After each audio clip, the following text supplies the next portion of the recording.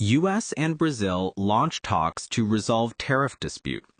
President Donald Trump and Brazilian President Luiz Inácio Lula da Silva agreed Sunday to launch immediate trade negotiations to resolve a months-long tariff dispute, marking a diplomatic breakthrough following their meeting at the ASEAN summit in Kuala Lumpur, Malaysia.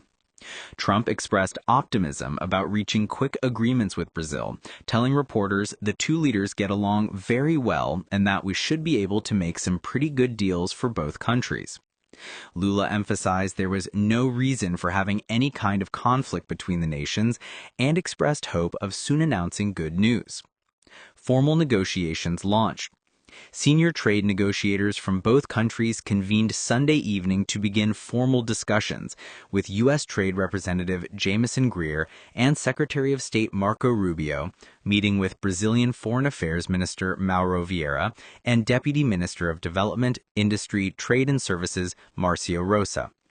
Following the presidential dialogue, Vieira described the meeting as very positive and said Trump had given instructions to start a bilateral negotiation process. Brazil has requested that the U.S. suspend tariffs during the negotiation period, though it was not immediately clear whether this request was accepted. Background of trade dispute.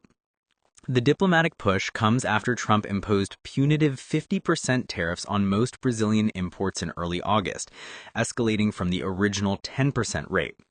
Trump linked the tariff increase to what he called a witch hunt against former Brazilian President Jair Bolsonaro, his political ally who was sentenced to 27 years in prison for attempting to overturn the 2022 election results. The tariffs have begun reshaping global trade patterns, pushing up beef prices in the United States and encouraging trade redirection through third countries like Mexico, while Brazilian exports to China continue to boom. Lula has previously described the tariff hike as a mistake, citing a $410 billion U.S. trade surplus with Brazil over the past 15 years.